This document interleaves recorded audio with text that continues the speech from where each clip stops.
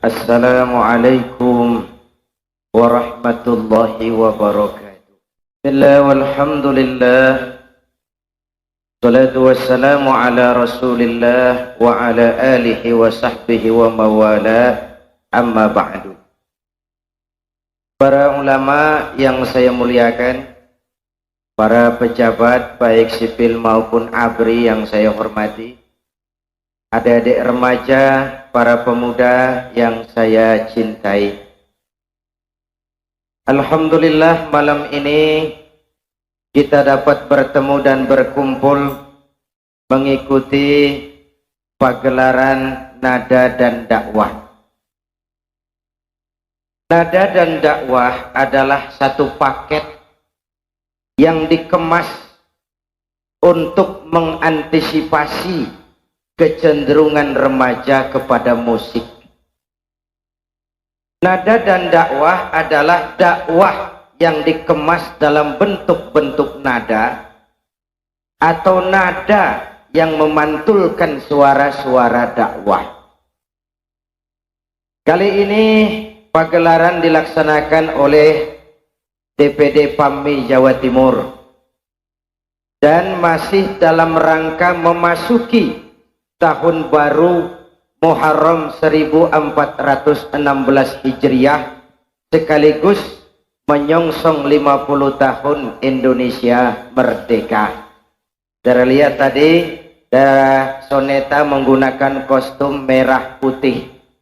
Itu artinya Soneta juga punya wawasan kebangsaan. Saya tidak punya kostum resmi. Jadi kostumnya apa adanya. Baik, tadi ada yang minta saya nyanyi. Gendeng loh. Saya akan nyanyi sholawat. Sudah tadi. Baik, hadirin yang saya hormati, memasuki tahun baru Hijriah dan menyongsong 50 tahun Indonesia merdeka dalam konteks kehidupan kita sekarang. Bulan Muharram dikenal dengan peristiwa hijrah. Pindahnya Nabi dan para sahabat dari Makkah ke Madinah.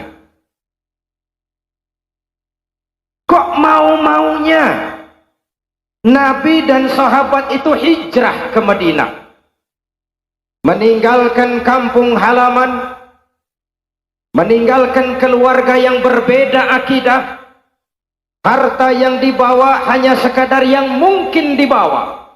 Mekah Madinah 450 km. Apa yang mereka cari? Apa yang mereka perjuangkan? Apa yang mereka bela? Jawabannya iman. Apa? Apa? Karena iman, mereka pisah dengan kampung halaman tempat di mana mereka dilahirkan. Karena iman, mereka tinggalkan harta dan benda. Karena iman, mereka pisah dengan keluarga yang berbeda akidah. Karena iman kita hidup, untuk iman kita berjuang, dalam iman kita ingin kembali menghadap Allah. Lalu kalau kita adakan analog dengan kemerdekaan, saya tanya, nikmat apa tidak jadi bangsa merdeka? Tapi jangan lupa, terutama adik-adik saya, kemerdekaan yang kita nikmati sekarang ini bukan hadiah Belanda, bukan kado dari si Jepang, tidak turun dari langit seperti turunnya embun di waktu malam. Kemerdekaan tidak muncul hanya dengan simsalabim abracadabra. Kemerdekaan yang kita nikmati ini ditegakkan di atas untayan air mata, cucuran keringat, genangan darah, dan pengorbanan nyawa orang-orang tua kita yang kadang mereka tidak sempat menikmati kemerdekaan ini. Untuk kita, mereka berlinang air mata. Untuk kita, mereka alirkan darah, dan untuk kita mereka korbankan nyawa. Lawang saya saja kalau ditanya, Saudara Zainuddin, apa jasamu dalam menegakkan kemerdekaan? Saya jawab, tidak ada. Kenapa? Karena tahun 45 saya belum keluar. Itu saya, apalagi yang masih remaja begini, bahannya pun belum ada waktu itu. Tapi kan saya harus jujur, saya kan harus tahu diri. Kalau sekarang saya bisa minum air kelapa, itu karena orang-orang tua saya sudah menanam pohon kelapa. Kalau sekarang saya menikmati indahnya udara merdeka, itu karena orang-orang tua kita bergelimpangan, alirkan darah, cucurkan keringat, untaikan air mata, korbankan nyawa tanpa mereka sempat menikmati kemerdekaan ini.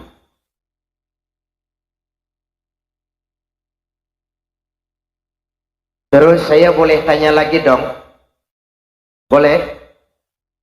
Dulu orang-orang tua kita berjuang melawan Belanda, senjatanya apa? Bambu runcing. Ada bambu runcing merdeka melawan tank. Rasio impossible.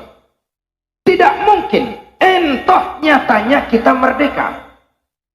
Lalu para pendiri negara kita dengan jujur mencantumkan dalam mukaddimah Undang-Undang Dasar negara kita, dengan berkat rahmat Allah yang Maha Kuasa. Ada tidak dalam pembukaan Undang-Undang Dasar itu? Ada apa tidak? Sudah, pokoknya biar belum pernah baca, ada gitu saja sudah, biar lancar urusan. Satu pengakuan yang sangat jujur dari para pendiri Republik tercinta ini, bahwa Allah campur tangan dalam proses kemerdekaan. Kalau tidak, belum ada ceritanya bambu runcing merdeka melawan tank. Apa artinya? Kalau dulu iman untuk merebut kemerdekaan, karena agama mengajarkan hubbul watan minal iman, cinta tanah air bagian dari iman. Bangkitlah Diponegoro, bangkitlah Imam Bonjol, bangkitlah Cik Ditiro, bangkitlah Panglima Besar Sudirman, bangkitlah para ulama dan kiai dengan tentara, berjuang melawan penjajah, karena cinta tanah air bagian dari iman. Yang berjuang merebut kemerdekaan ini tentara, yang berjuang kiai dengan santrinya. Ibu bapak, saudara-saudara hadirin yang saya hormati, kalau dulu iman untuk merebut kemerdekaan, sekarang ini iman untuk mengisi kemerdekaan. Dalam konteks itulah nada dan dakwah digelar, ikut berpartisipasi membangun manusia seutuhnya. Sebab apa? Sebab rupanya masih ada manusia Indonesia ini yang baru potongannya saja manusia. Potongannya potongan manusia, mentalnya mental tikus. Tikus, tahu tikus? Apa amalan tikus? Suka menggeragoti barang yang disimpan rapi-rapi. Uang rakyat disimpan baik-baik di bank, digeragoti oleh tikus.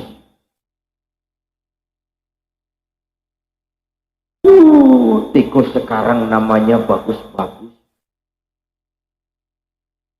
Kadang-kadang manusia Indonesia itu potongannya manusia, mentalnya mental ketek. Tahu ketek? Saudara ke kebun binatang, singgahlah di depan kandang ketek, berikan kacang dimakan penuh mulutnya, berikan lagi tangannya megang, berikan lagi kakinya megang, mulut penuh, tangan megang, kaki megang. Temannya yang lain diberikan kacang, dirampas juga. Ketek. Tamak bin Rakus alias Raka. Sepanjang mental-mental ketek masih gentayangan di Republik tercinta ini, maka pemerataan pembangunan cuman akan jadi dongeng belaka. Habis disantap oleh ketek-ketek rakus.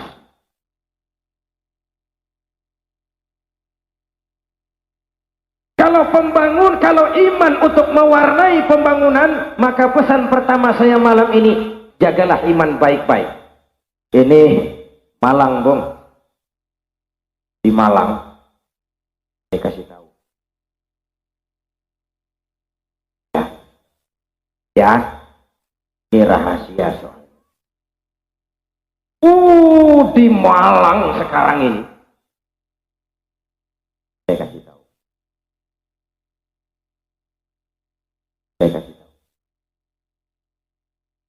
Saya bilang-bilang lagi, enggak ya, ini rahasia soalnya. Di Malang sekarang ini, Pak.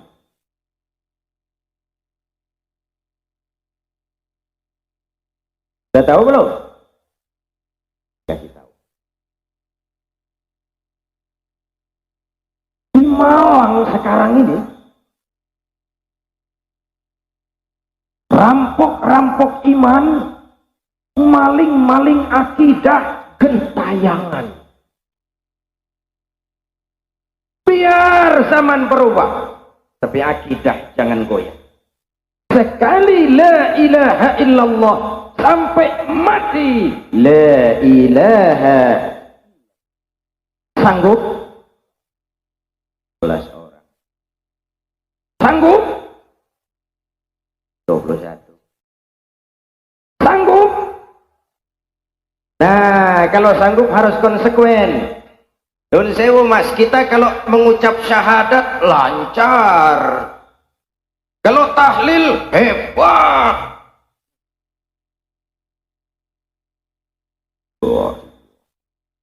Mantap. Tapi kering, tanpa roh, tanpa jiwa, tanpa semangat. Padahal itu ikrar. Kalau saya yakin tidak ada Tuhan selain Allah, saya tidak akan menyembah kecuali hanya kepada Allah. Saya tidak akan menggantungkan hidup kecuali hanya kepada Allah. Saya tidak akan pernah takut kecuali hanya kepada Allah. Saya tidak akan melarikan persoalan kecuali hanya kepada Allah. Kadang-kadang sholat menghadap Allah, ingin jadi orang kaya menghadap mbah. Ini namanya iyyaka na'budu wa mbah nasta'in. Tidak boleh wong itu paket. Wawunya lil ataf. Kalau iyyaka na'budu maka wa iyyaka nasta'in. Jaga iman baik-baik, wariskan kepada anak-anak kita. Soal pendidikan adik-adik remaja, silakan sesuaikan dengan bakatmu, tapi iman tanamkan dulu. Pak, ini anak-anak saya sejak kecil senangnya pistol-pistolan, Pak. Abri itu. Tanamkan iman. Selesai SMA, kirim ke Magelang, masukkan akabri. Harus ada anak-anak muslim yang masuk akabri. Kan cuma anak Simatupang. Orang. Harus ada anak Paimin, anak Katijo. Tapi imannya mantap. Nanti dia keluar dari akabri jadi jenderal sekalipun. Jenderal beriman. Oleh karena jenderalnya beriman, lalu berjuang bersama-sama ulama. Lawang dulu itu Pak, ulama dicurigai, pengajian dipersulit, dakwah mesti izin. Kenapa? Karena jenderalnya gini. Dulu, tapi ini rahasia. Jangan bilang-bilang. Dulu jenderalnya gini. Dulu. Jangan bilang-bilang. Sekarang saya punya kebanggaan. Belum lama bahkan saya tabligh akbar di Sibolga, Tapanuli Selatan, Sumatera Utara. Bersama-sama Bapak Faisal Tanjung. Saya bangga. Ada jenderal ya soneta. Ada jenderal berbintang 4, jabatannya Panglima ABRI, tablik akbar sama-sama Zainuddin. Saya bangga. Sambutannya saya dengarkan bagus. Ketika datang waktu sholat, saya lihat sholatnya khusyuk. Masya Allah. Jenderal berbintang 4, sholatnya khusyuk. Di kampung saya, baru jadi hansip berhenti sholat. Di kampung saya di Jakarta, di Turen insya Allah sama. Sorry, sip, guyon. Anak-anak kita boleh jadi teknokrat beriman. Jadi pengusaha beriman. Jadi pejabat beriman. Jadi seniman beriman. Jadi maling. Gak ada. Kalau iman kondisi dasarnya, insya Allah aman. Jaga baik-baik, wariskan kepada anak-anak kita. Bahkan saya sering kasih contoh, anak-anak kita sekarang Pak, hidup dalam zaman di mana banyak pilihan. 7 tahun yang lalu anak-anak kita seneng atau tidak seneng cuma bisa lihat TVRI. Sekarang pilihannya banyak. Dia bisa lihat RCTI, dia bisa lihat TPI, dia bisa lihat SCTV, dia bisa lihat Antv, dia bisa lihat Indosiar. Akhirnya anak-anak kita hanyut ditelan budaya iklan yang konsumtif. Akhirnya anak-anak kita matang lebih cepat dari waktunya tanpa persiapan. Pantas kalau ada tetangga saya ditanya oleh anaknya yang masih TK, Papa, Tuhan sama Batman kuat mana sih? Masya Allah, Masya Allah. Dia tonton, dia puji, dia kagumi, dia banding-bandingkan menurut logika anak. Kalau tidak didasari dengan semangat keimanan, rapuh akidahnya, goyah keyakinannya, lentur dan luntur imannya.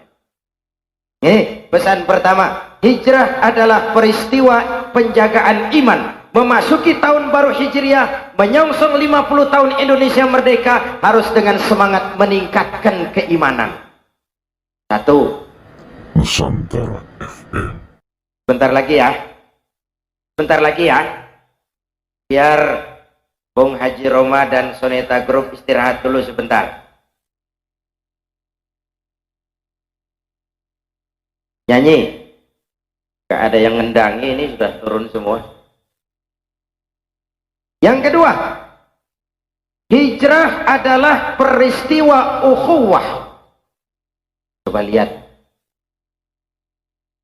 Itu kan waktu terjadi hijrah itu kan orang-orang Makkah kan yang pindah ke Madinah kan dinamakan muhajirin kan. Ya kan? Terus kan waktu itu kan orang Madinah kan yang menyambut kedatangan orang Mekah kan dinamakan Ansor kan. Ya kan? Lihat sejarah. Bagaimana orang Madinah menyambut kedatangan orang Mekah yang hijrah? Apa dengan tolak pinggang? Hei, orang Mekah, kamu pendatang di sini ya, jangan macam-macam di sini, tak celurit sampean. Apa begitu orang Madinah menyambut orang Mekah? Tidak, melebur, membaur menjadi ummatan wahidah, menjadi satu umat yang satu. Jadi sudah dipesankan dalam lagu pertama dan lagu kedua Bung Roma tadi, menjaga kesatuan dan persatuan. Kalau Islam telah mengikat kita dengan tali akidah, maka kemerdekaan mengikat kita dalam komitmen untuk bersatu nusa, satu bangsa, satu bahasa. Nih, saya ada di Turen tercinta ini. Tidak merasa sebagai tamu di sini. Saya merasa saya hanya seorang keluarga yang datang dan bicara di tengah-tengah keluarganya. Ayo saya ajak berhitung. Tidak mungkin ada kemenangan kalau tidak ada kekuatan. Tidak mungkin ada kekuatan kalau tidak ada kesatuan dan persatuan. Tidak mungkin ada kesatuan dan persatuan kalau tidak ada silaturahmi. Mau menang harus kuat. Mau kuat harus bersatu. Mau bersatu, hidupkan budaya silaturahmi. Ayo saya ajak berhitung. 1 ditambah 1 sama dengan, itu matematika namanya. Hasilnya pasti. Tapi kalau saya robah angkanya menjadi angka sosial, hasilnya aneh. 1 orang takut ditambah 1 orang takut sama dengan 2 orang setengah berani. Kenapa setengah berani? Karena sudah berdua.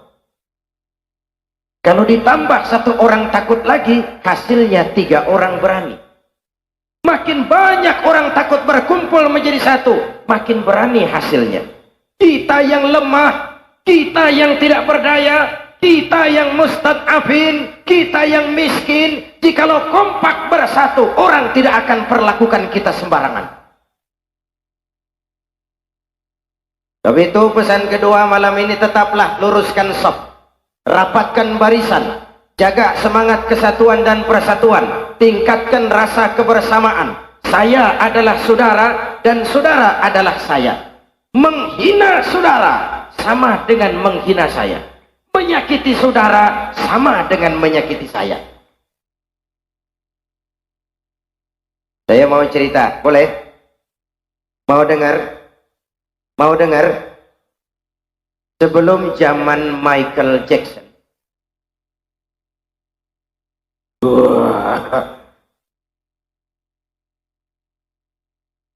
ada seorang penyanyi terkenal dari Inggris. Kasetnya banyak juga beredar di Indonesia. Namanya Cat Stevens. Cat Stevens. Beberapa tahun lalu dia masuk Islam. Setelah masuk Islam lalu berganti nama menjadi Yusuf Islam. Tidak sekedar masuk Islam, dia juga mengamalkan Islam. Tidak sekedar mengamalkan Islam, dia juga mendakwahkan Islam. Hasil dia show, rekaman dan nyanyi, dia infakkan sebagian. Tidak banyak, sekitar 2 juta dolar. Uang kita kira-kira 4,5 miliar. Dengan uang itu dia dirikan Islamic Cultural Center di London. Dari situ dia dakwah ke seluruh daratan Eropa. Suatu saat dia ditanya oleh wartawan, Steven, apa yang paling menarik perhatian Anda sampai memilih Islam? Dia jawab, 2 hal yang sangat menarik perhatian saya. Pertama, saya melihat betapa konsep Tuhan dalam Islam sangat transparan, mudah dipahami, gampang dimengerti, boleh dipelajari, mulai TK sampai perguruan tinggi, mulai anak-anak sampai kakek nenek. Allah ya Allah, Esa ya Esa, lam yalid wa lam yulad.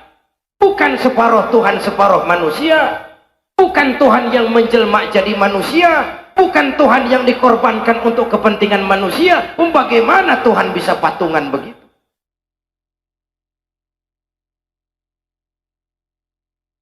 Jadi dalam Islam, kata Stephen, saya percaya kepada sesuatu yang saya mengerti. Bukan percaya kepada yang saya tidak mengerti, tapi harus saya percaya. Saya percaya kepada yang saya mengerti. Dan memang anak-anak kita sejak TK sudah belajar keyakinan tentang Allah. Betul? Betul? Ibu bapak, saudara-saudara. Lalu yang kedua, kata Stephen, kenapa saya masuk Islam? Saya ini pada awalnya, cerita Stephen, adalah pengagum berat Amerika. Sebagai pahlawan hak-hak asasi kemanusiaan, sebagai penegak demokrasi, yang pagi-pagi di dalam dia punya Declaration of Independence sudah mencanangkan that all men are created equal. Saya juga nggak ngerti itu, Pak. Sok-sokan aja, yang penting kan penampilan, ya usilah aja. bahwa semua manusia dilahirkan sama. Saya kagum dengan Amerika. Sampai satu saat, kata Stephen, saya berada di New York. Saya mau makan, masuk sebuah restoran. New York tahu toh? New York tahu kan? New York dari Pasuruan ke kanan. Saya mau masuk restoran, saya tertegun. Kenapa? Di pintu restoran ada tulisan white only. White only. Hanya melayani kulit putih. Sing kulit ireng minggir. Kata Stephen, aku gelo. Katanya all men are created equal. Semua manusia dilahirkan sama. Laiki kok tegel-tegele. Kok sampai hati bikin tulisan hanya melayani kulit putih. Sampai saya lihat betapa dalam Islam kulit putih dan kulit hitam duduk berdampingan. Masjid sebagai simbol semangat kebersamaan. Siapapun masuk masjid, buka sepatu. Kopral datang lebih dulu, silahkan di depan kopral. Jenderal datang belakangan, di belakang aja jenderal. Tidak ada tempat VIP ketika sholat. Di sana mereka menghadap ke arah yang sama, menyembah Allah Tuhan yang sama, mengikuti cara Rasul yang sama, melakukan gerak yang sama, membaca bacaan yang sama, dengan bahasa yang sama. Itulah semangat persamaan. Persaudaraan ini yang saya rindukan. Karena itu, dengan gelar nada dan dakwah malam ini, mari kita tingkatkan terus semangat kebersamaan. Jaga kesatuan dan persatuan. Luruskan saf, rapatkan barisan. Ibu bapak, saudara-saudara hadirin yang saya hormati. Hijrah peristiwa ukhuwah. Kemerdekaan mengikat kita dalam komitmen. Satu nusa, satu bangsa, satu bahasa. Islam mengikat kita. An-nasu kulluhum li Adam. Wa Adam min turab. La fadla li Arabiyyin ala ajamiyyin illa bittaqwa. Seluruh manusia berasal dari Adam. Adam diciptakan dari tanah. Tidak ada kelebihan Arab dengan yang bukan Arab kecuali takwanya. Ini peristiwa yang kedua. Yang ketiga, hijrah adalah perjalanan ibadah, bukan paket wisata. Mereka tinggalkan kampung halaman untuk ibadah. Mereka tinggalkan harta benda karena mau ibadah. Mereka tempuh gurun pasir yang gersang karena ibadah. Para pahlawan bangkit berjuang melawan penjajah karena ibadah. Kita isi kemerdekaan dengan pembangunan, bagian daripada ibadah. Tadi lagu keberapa itu ya? Katanya surga ada, neraka ada. Betul? Betul? Ada hidup sesudah mati, ada akhirat sesudah dunia. Calon-calon jenazah.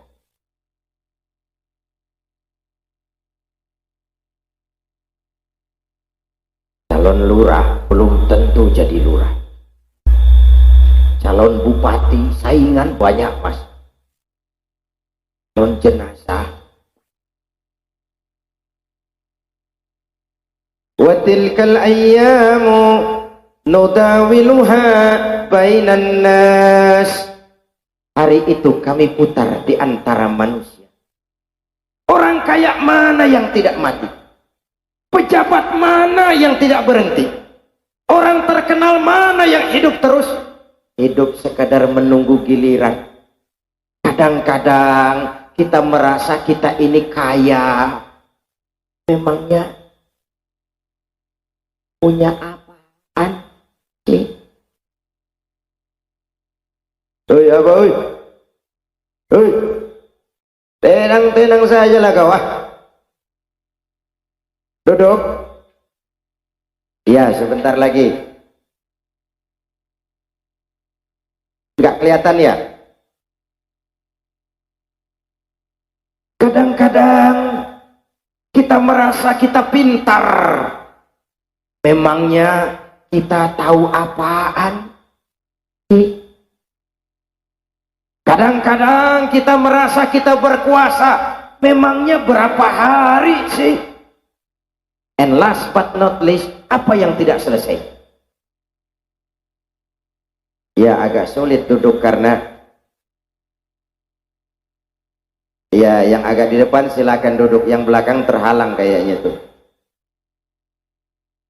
Ya baik-baik, sambil mengatur tempat yang enak, tetap jaga ketenangan dan ketertiban. Kita datang dengan semangat iman, betul? Kita datang dengan semangat persaudaraan, betul? Karena itu jagalah ini. Mari kita buktikan bahwa kita adalah umat yang cinta damai. Kita adalah umat yang tenang dan tertib. Kita adalah umat yang cinta satu dengan yang lainnya. Karena itu buat yang di belakang tidak penting kelihatan, yang penting suaranya kedengaran. Mudah-mudahan yang di belakang pahalanya lebih besar daripada yang di depan. Amin. Amin. Saya lagi cerita apa tadi? Hidup ini sekadar menunggu giliran. Apa yang tidak selesai? Korun itu Pak katanya kaya sekali. Wong kunci gudang hartanya dibawa unta. Korun mati. Sampai sekarang tidak pernah kembali. Sebut nama orang-orang kaya di dunia ini.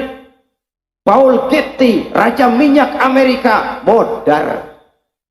Henry Ford, Raja Mobil, mati. Rockefeller, bankir terkenal, lewat.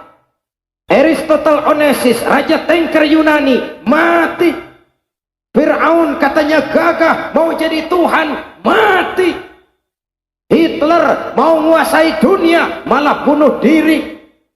Benito Mussolini mati. Napoleon mati. Jenderal-jenderal mati. Apalagi satpam. Sorry Pam, guyon. Apa yang tidak selesai? Apa yang tidak berakhir? Wong hidup cuma nunggu giliran. Mati itu nanti Pak, tapi jangan lupa nantinya bisa besok pagi loh Pak.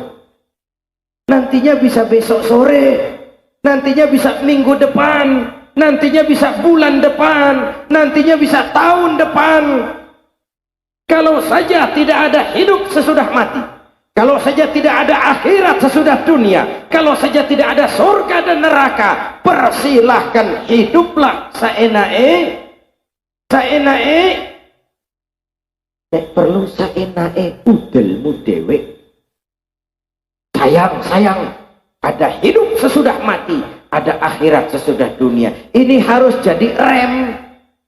Iya. Saya memang kepengen jadi orang kaya, tapi kalau makan renten besok dikubur, piye tuh aku itu? Iya, saya kepengen cepat kaya, tapi kalau menipu orang besok di akhirat bagaimana? Iya, saya kepengen cepat kaya, tapi kalau buka peternakan tuyul, besok di akhirat bagaimana? Iya, saya kepengen cepat terkenal, tapi kalau jilat atas, injak bawah, sikut kiri dan kanan, teman jadi lawan, lawan jadi teman, di akhirat bagaimana? Ada rem. Akan suap. Ibu bapak, ibu saya tanya, mau ke Jakarta?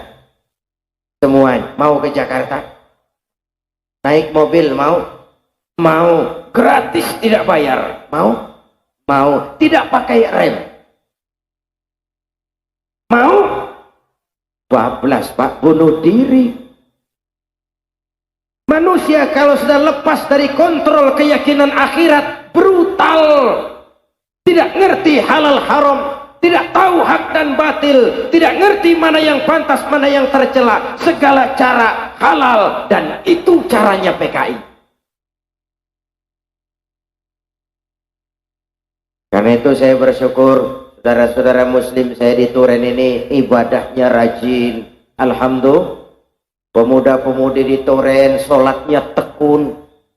Surau masjid di Turen saya ngerti selalu penuh dengan sholat berjamaah.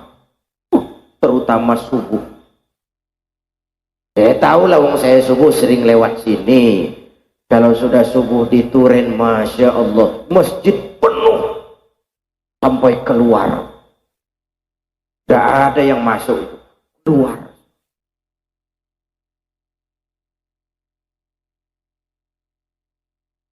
Kita ibadah itu apa untuk menggembirakan Allah? Tidak. Apa untuk menyenangkan Tuhan? Bukan.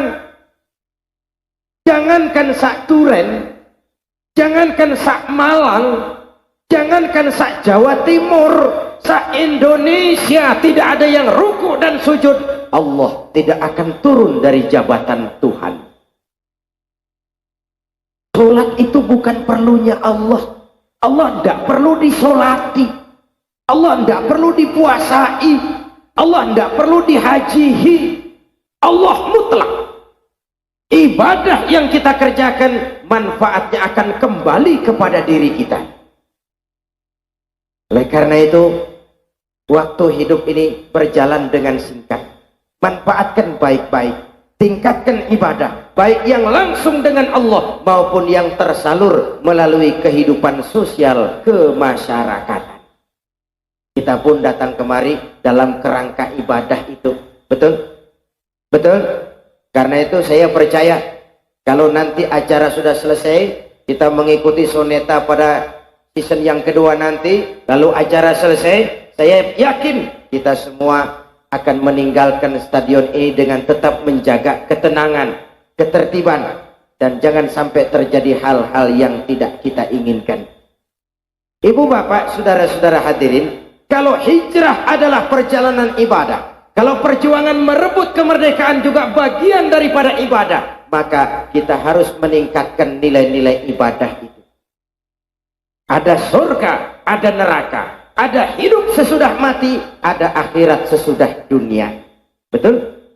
Betul? Kalau mati dibawa kemana?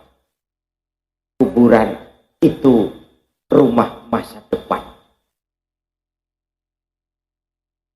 Lunas. Rumah masa depan itu apa yang arsitekturnya gaya Spanyol? Bukan. Yang lantainya marmer Itali? Tidak. Yang karpetnya dari Persia? Lain. Rumah masa depan. Bukan.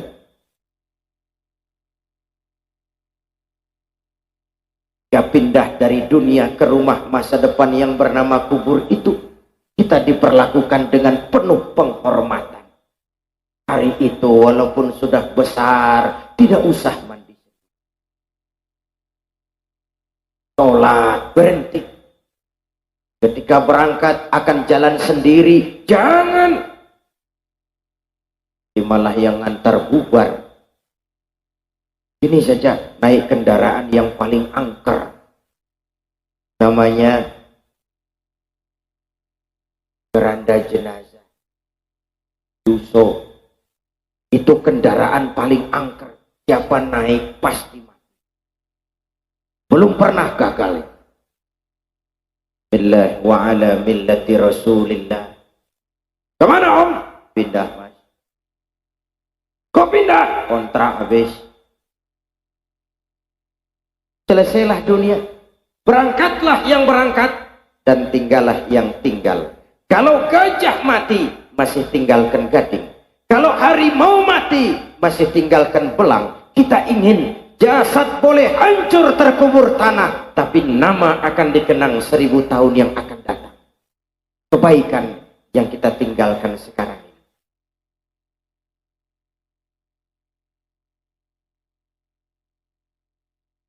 Iya wong, saya cuma lihat jam kok. Ibu bapak, saudara-saudara hadirin yang saya hormati, terutama adik-adik saya remaja pemuda, akan bagaimana Turen, akan bagaimana Malang, akan bagaimana Jawa Timur, akan bagaimana Republik Indonesia, bahkan akan bagaimana Islam di Republik Indonesia, kalian jawabannya. Hidup cuma nunggu giliran.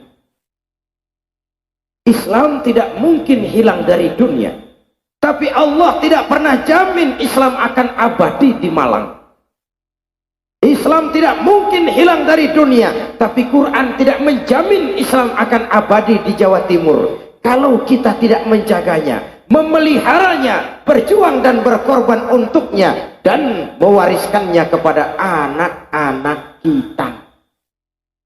Nun sewu, kalau yang sudah 50-60 tahun ke atas itu saya anggap angkatan selamat, generasi tanda seru. Ini yang 30 tahun ke bawah, the next generation, mereka hari depan kita semua. Apalagi dalam konteks 50 tahun Indonesia merdeka. Di negeri ini kita dilahirkan, udara negeri ini yang kita hirup, air negeri ini yang kita minum. Tidak boleh jadi penonton di lapangan sendiri. Jangan jadi tamu di rumah sendiri. Ini negara kita. Kalau kita berpangku tangan, hei pemuda, hutanmu akan dibabat Korea, lautmu akan dikuras Jepang, minyakmu akan disedot Amerika, dan kita nanti cuma jadi generasi pembayar utang. Ayo sing-singkan lengan baju, bangkitlah berjuang membangun hari esok yang lebih baik daripada hari sekarang ini. Apalagi kita oleh Allah dikaruniai negara yang begini indah. Masya Allah, hijau ranau subur makmur, gemah ripah loh jenawi, toto tentrem kerto raharju.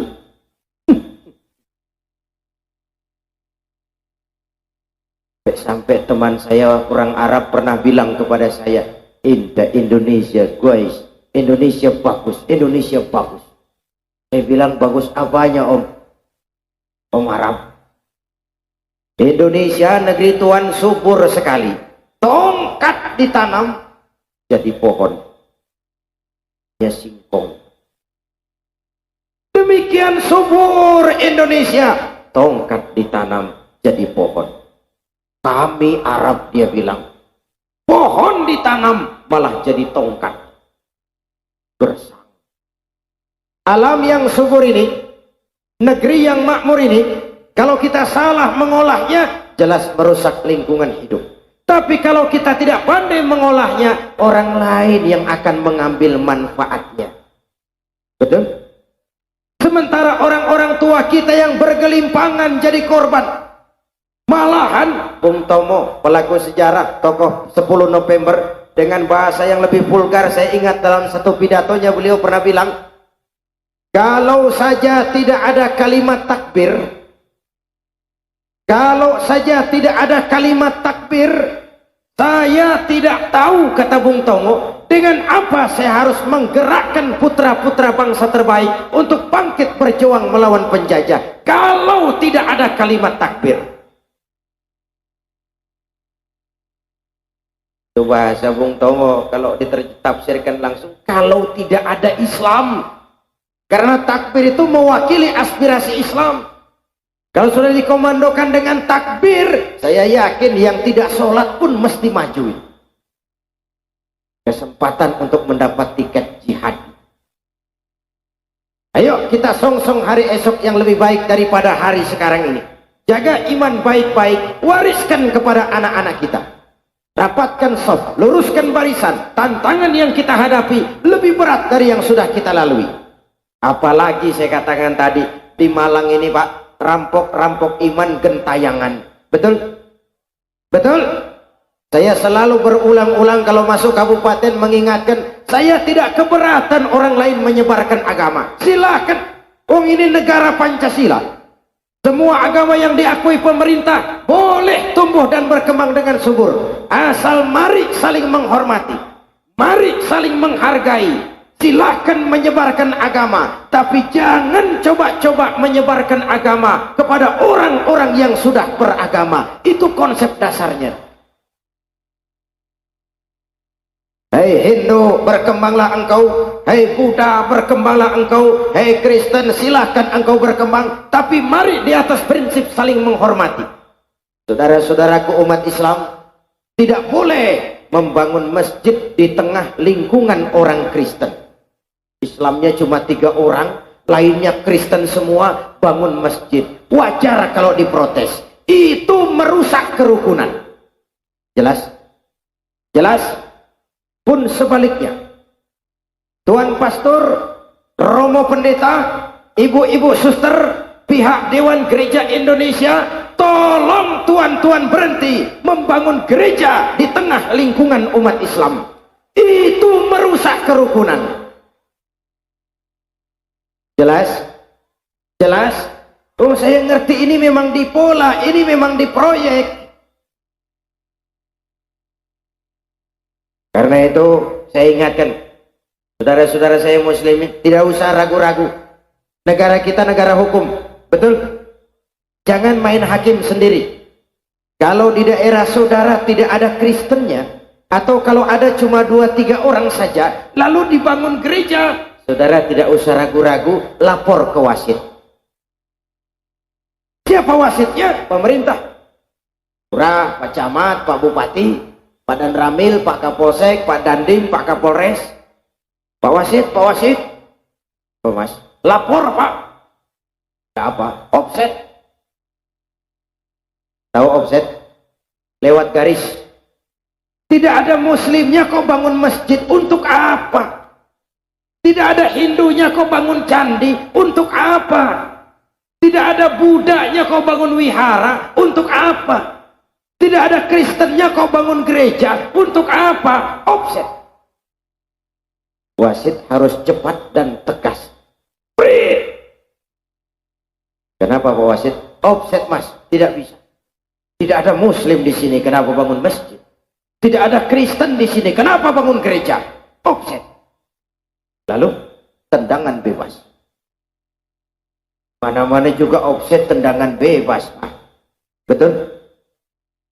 Lah kalau bola jelas-jelas offset, wasit diam saja. Jangan heran, jangan disalahkan kalau penonton turun ke lapangan.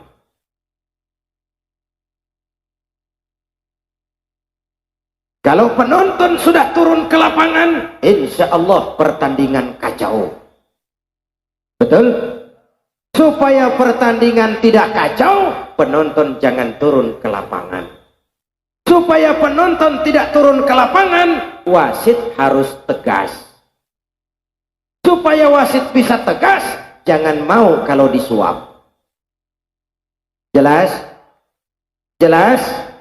Mari saling menghormati, mari saling menghargai, tapi tetap dalam batas lakum dinukum. Zainuddin tidak pernah bawa-bawa Quran masuk ke rumah-rumah orang Kristen. Romo pastor, tuan pendeta, ibu suster, tolong berhenti bawa-bawa beras, supermi, pakaian masuk ke rumah-rumah orang Islam. Mari saling menghormati, mari saling menghargai. Saya kan bisa saja komandokan, hei pemuda Islam, ayo ambil Quran, rame-rame masuk ke rumah orang Kristen, Islamkan mereka. Tidak, lakum dinukum. Bagi Tuhan agama Tuhan, bagi kami agama kami. Kami hormati Tuhan, Tuhan hormati kami. Silakan tuan-tuan menyebarkan agama, asal jangan kepada orang yang sudah beragama. Ini yang harus kita jaga. Keluar, saya wajib memberikan peringatan. Ke dalam, kita harus bikin benteng yang tangguh. Barat bal-balan di Malang ini Pak, serangan berat. Tidak usah berpikir mengadakan serangan balasan. Bisa jaga gawang saja lumayan. Ya Bu? Ya Bu? Gawang Ibu jaga. Loh, ini apa pesan Zainuddin? Tidak Mas, ini pesannya Allah. Qu anfusakum wa ahlikum. Jagalah dirimu, jagalah keluargamu, jagalah orang-orang yang menjadi tanggung jawabmu, sampai terjerumus ke jurang neraka. Hadirin, sudah setengah 8:04 jam. Kita masih akan menyaksikan penampilan soneta.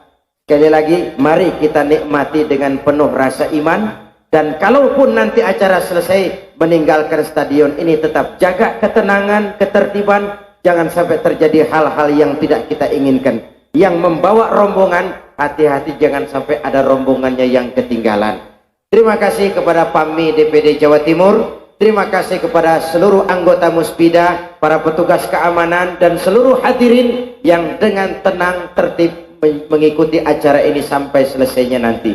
Jumpa lagi di lain kesempatan insyaallah. Usikum wa iyaya bitaqwallah. Wassalamualaikum warahmatullahi wabarakatuh.